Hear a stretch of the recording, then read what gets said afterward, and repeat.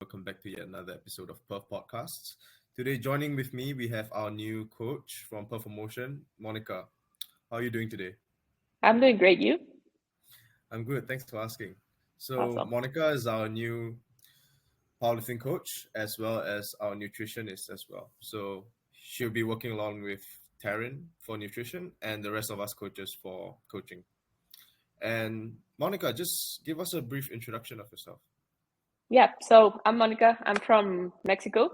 I've been strength training for the past 10 to 12 years. I've done CrossFit, I've done Olympic weightlifting, I've done kind of bodybuilding. And with some injuries I had, I started doing powerlifting. It was something that I was meant to do for a little bit. It wasn't meant to be permanent, but when I saw how strong I could get, and when I started to get results, it became addicting, and here we are for the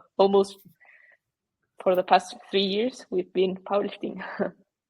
Yeah, and it's sort of funny how you did venture off into many types of, many types of fitness. So you did CrossFit, you did Olympic weightlifting, and you did bodybuilding as well. So Yeah. have you competed in any of these, or did you coach any of these sports back then? Yeah, well, bodybuilding is not my jam for competition.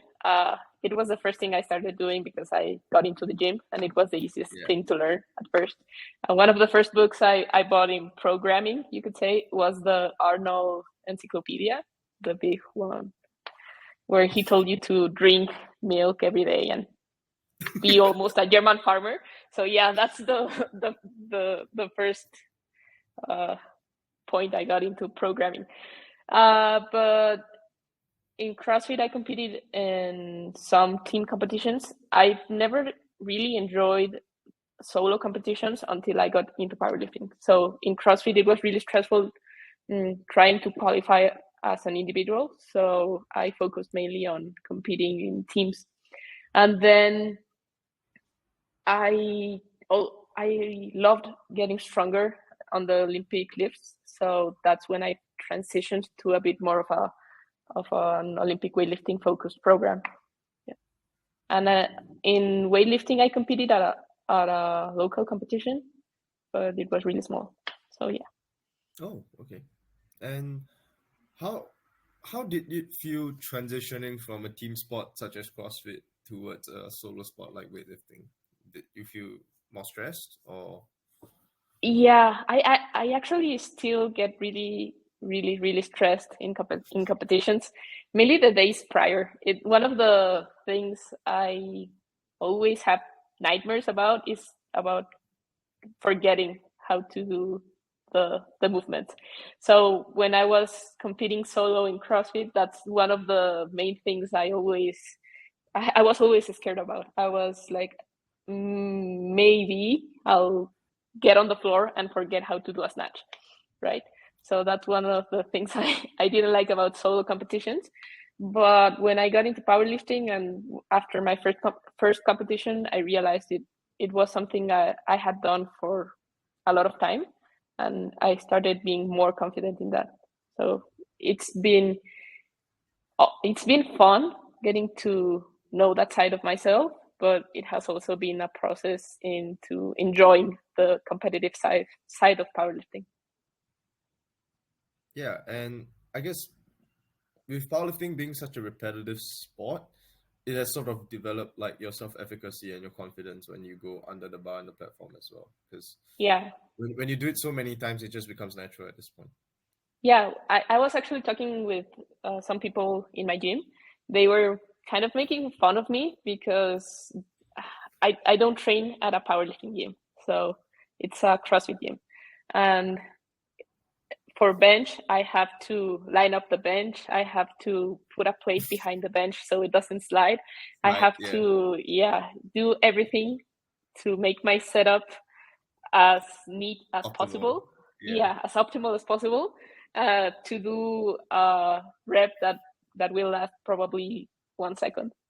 Yes. So they were making fun of me that well, you take a lot of time doing that. And I'm like, yeah, powerlifting is a really short sport. You're lifting for 9 max. minutes. Yeah, 9 minutes, and the lift itself Yeah. is like 5 to 10 seconds, probably, Yeah. if you're a great grinder.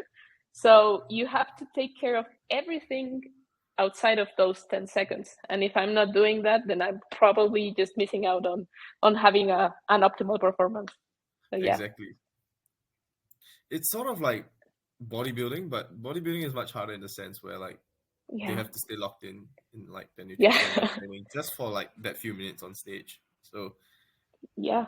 But it's I sort of also think similar. that with so many lifters, high level lifters going down weight classes, it's gonna start to look a lot more like bodybuilding, in the sense that people are gonna have to be more locked in with their nutrition more time during the year than what they're doing it now. So I think that's gonna be the transition coming for powerlifting now. In Mexico or in general? In general, yeah. Yeah, we've seen the emergence of how important like the role of nutritionists play in Yeah. powerlifting. Like powerlifters aren't just fatties who just eat what they see. Yeah, And I mean, yeah. I think the old school powerlifters, they're sort of perceived as that yeah. just to get strong, but to get strong you also need to optimize your diet. And I think nutritionists have always been, I guess right now it's getting more popular than ever. Yeah, because you have Agatha winning Sheffield, you have Evie winning Sheffield, and now you And have now Backlund is going to the 66ers. yeah. And Yeah. That was actually my uh my goal, competing as a 52. I'm not built to be a 52 lifter, and getting to the weight class is a really annoying cut for me. So the first year I went to Worlds in 2023, it was a bit easier to make weight, and I could perform better during the competition. But this last time in Lithuania, it was really hard, because I had a year of building muscle and then trying to still fit in the 52 cat, just because I had the biggest chance of medaling for yeah, bench, and then I just didn't because I there was nothing left in me to push that barbell off my chest. So yeah, so I think it can work. That strategy, it can work, but it will depend a lot on the person that's doing it. yeah, like how heavy you're sitting like when you're not in prep. Yeah, and also one thing that's really interesting is every person performs differently at different body fats. So, for example, if you see Evie Corrigan, she can perform really, really well, being really shredded. Yeah. And some people just can't perform being so shredded. They have like an optimal performance with a higher body fat, sorry. And that's one of the things that can play with your head when you're trying to decide a weight class. I guess it's also harder to water cut if like you have Yeah. less muscle, just because that's where all the that's all the water goes, and Yeah. you can't get as effective of a cut out as possible. Yeah. And it's not just about cutting as well. We talk about like health in general, like Yeah. how cutting too much can sort of mess up your hormones. Yeah.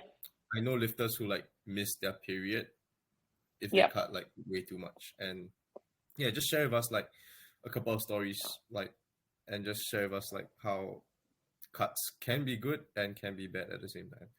Well, I've been fortunate that I haven't had a lot of issues with my hormones during my weight cuts. But I did notice that this past year, trying to be a 52 really messed up my hair, and I was losing a lot of hair, and I was annoyed. I was like, I'm gonna go bald trying to be a 52, right? And it didn't work. I mean, our plan was to do water and gut cut from 54 and a half to 52. Yeah. So I got to Lithuania weighing like 54 and a half. And I competed on Sunday, and on Saturday, after all my gut cut, water loading and everything, I was weighing 53.8. So Wow. yeah, I had to spit 2 kilos, just spitting, because I didn't have enough water in my system to sweat it out, and the sauna was closed. So I had to spend like from 6 p.m. to 10 p.m. spitting. I went to bed and I woke up and I was still at like 52.5 at 5 a.m. with a 9 a.m. weigh-in. And Oh, yeah, I was like, well, I'm not gonna make it.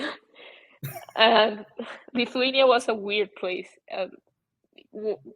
You would think that in every place you go, you have a store where you can buy candy. Well, it wasn't the case. So I woke up, I was heavier than planned. Obviously, I was weighing like 400 grams. And I said, okay, so let's try some hot baths to see if I can sweat something. And I didn't. And then I tried to find some candy to keep on spitting. I used Sour Patch Kids on Saturday, and I burnt my tongue. So yeah. I didn't want any more Citric Sour acid. Patch. Yeah. Any more Sour. And I was like, okay, let's change the strategy. So I went to a store that was near the hotel, and it was closed. And I asked them, Oh my God. so yeah, it was like 7 a.m. One would think that you have stores that open at 7 a.m., but it wasn't the case. So I got there, it was closed, and I said, well, I might not make it again. And walking back in front of the hotel, I saw Huáscar Carpio, the 59 kilo lifter, and I asked him, do you have any candy? And he was like, why would you ask me that? And I'm like, I'm trying to make weight, right? So he had Jolly Ranchers, and he gave them to me, and I kept on spitting.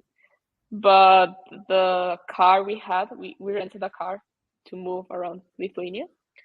It was trapped in the hotel. The door of the parking lot was broken, so we didn't have transportation to get to the hotel, to the venue, sorry. So I had my 9 a.m. weigh-in, and by 8:30 a.m. we still didn't have a way to get to the venue. It was a pretty stressful wake up. I made it at 51.8, I think, something like that. But yeah, it's not always fun, and sometimes we do it with the intention of having better results or placing higher. But most of the time, if we didn't plan it better beforehand, we're just gambling to see if we're gonna show up on the day or not.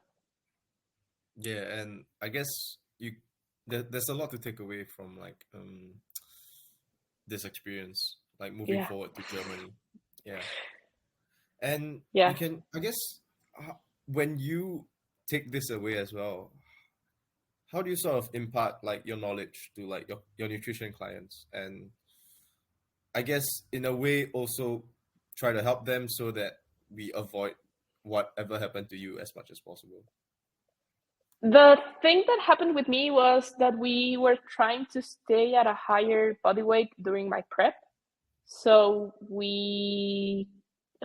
I could perform better and try to catch up with the higher benches on my weight class. Mm-hmm. So that was the plan we had, and looking back, it wasn't the greatest idea. And now I do think that if someone is planning to do a weight cut to a lower weight class, you have to start planning it like 5 months beforehand. So you have a period where you're losing weight. Let's say, for example, I'm like at 58 right now. If I ever wanted to get back to 52, which I don't, I really don't, I would have to start doing a weight cut right now. So cutting for like maybe 2 to 3 months, then maintaining weight, and then just trying to see where we're at, and then doing some maybe I got caught. I tried water loads, and for myself, they don't work. And usually it's just annoying drinking a lot of water and then just not staying at the same, exactly. staying at the same body weight. It's like, why am I doing this, right? Yeah. It's like and also one of the most annoying things of doing water cut for Worlds for me is that the first day almost all of the time falls on my traveling day.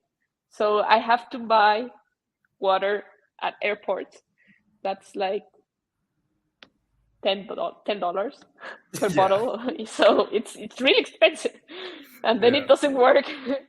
So yeah, it's annoying. But yeah, it's just planning better, having a better idea, and trying different strategies beforehand to know exactly how you might respond on midweek. Yeah, so that's the changes I've implemented. And would you also suggest like for your clients, like if it's not feasible to cut to a lower weight class, how would you suggest going about either working up a plan to cut down to said weight class or just staying at a higher weight class? I think the conversation you need to have with people and yourself when you're trying to decide the weight class is just being really honest about the expectations and how likely are they to become true, right? So being really honest of, I'm weighing, for example, I'm weighing right now 58 and I hit 112 kilo bench, right? So that would put me in gold medal position in the 52 weight class. But I'm not sure I could maintain that level of strength, right? So that's the main thing. You have to be honest with yourself, with your clients, is I know you're feeling strong right now, and you're feeling strong right now because of the body weight you're at, because of the body composition you have right now, because of the leverage you have right now. So when you're looking to go down a weight class, you might lose that. And you're probably going to be really annoyed about losing weight and maybe not necessarily maintaining your strength, right? So that's the main thing, just being really honest and knowing if your progress has come from being at that body weight, or maybe they're even bulking up. So knowing where that progress is coming from and just making the decision to choose a weight class that fits the person better. Awesome. So we did talk about your experience in Worlds, right? And in this past Worlds, yeah. And there are also like many up and coming Mexican lifters. Yeah. They participated in Junior Worlds, I believe. There's some in FISU and NAPF Championships in America this year. Yeah. Yeah. And I guess talking more about Mexican powerlifting in your country, how has it been growing over the past couple of years? I think it's growing really fast. One of the cool things about Mexico is that we've always loved strength sports. The best results the Mexican Federation has in the Olympics most of the time come from either boxing, weightlifting, or archery. So people like strength sports in Mexico. They like feeling strong. And I do think we have like a body type to be in strength sports. And now that powerlifting has been growing a lot in social media, it's been growing a lot in Mexico, and the level people have has been growing with that. And also having something like CrossFit or functional fitness channeling people to powerlifting, to getting to know the main lifts, and then just people enjoy being stronger, has helped the sport grow a lot. And I can't really talk about it too much because I'm relatively new to the sport. I've just been powerlifting for the past 3 years. So I could be considered a new lifter in Mexico, kind of, compared to some people that have been training for 7 to 10 years. Yeah. And now that I guess powerlifting has made its name in Mexico, and with the love of strength sports in Mexico as well, I think it sort of fits the dynamic of what Mexicans are looking for as well. It gives them another option to head towards that can also be equally as competitive as other sports.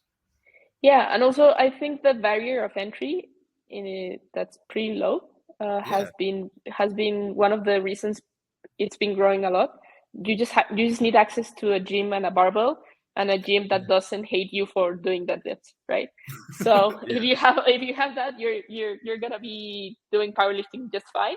And also the competitions in Mexico, since we don't have like qualifying totals, and the barrier of entry for competitions is really low as well. A lot of people are getting into competing, even if they have like 6 to 12 months of training. And so they like competing, they like feeling strong, they like the dynamic, they like the community, and it's been growing a lot. I think that's one of the things that has also helped the sport grow. But I do think that if we wanted to become a bit more competitive worldwide, we need to have a bit more barriers when it comes to nationals, right? Yeah. So that's one of the things that we could start working towards. And I think it's one of the things they're focusing right now. Does it become a problem where there are not enough spots for nationals when it's first come, first serve? No, the main issue that we had, for example, in 2023 was that we had junior and open nationals on the same weekend, and the competition was really, really, really long, and it was not great organized.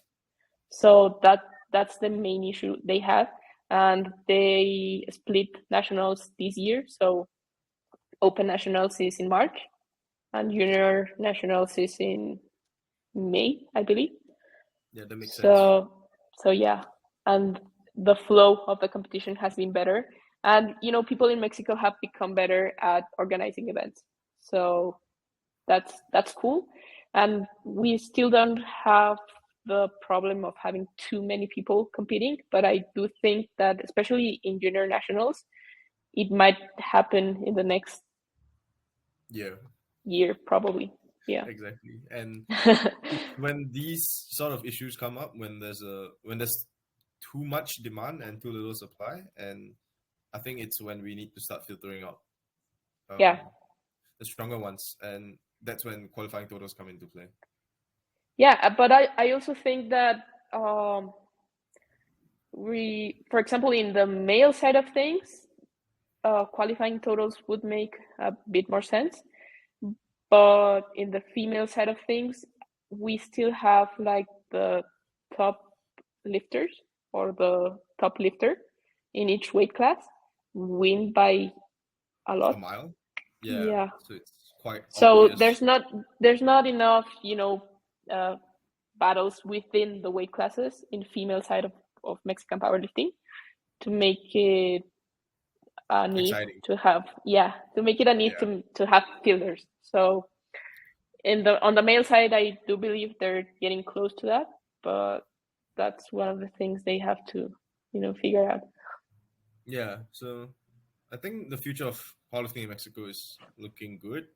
It's on the right track, and one good sign is that junior and open nationals need to be split up. I think that's like the first sign. It's a sign of the sport growing in your country.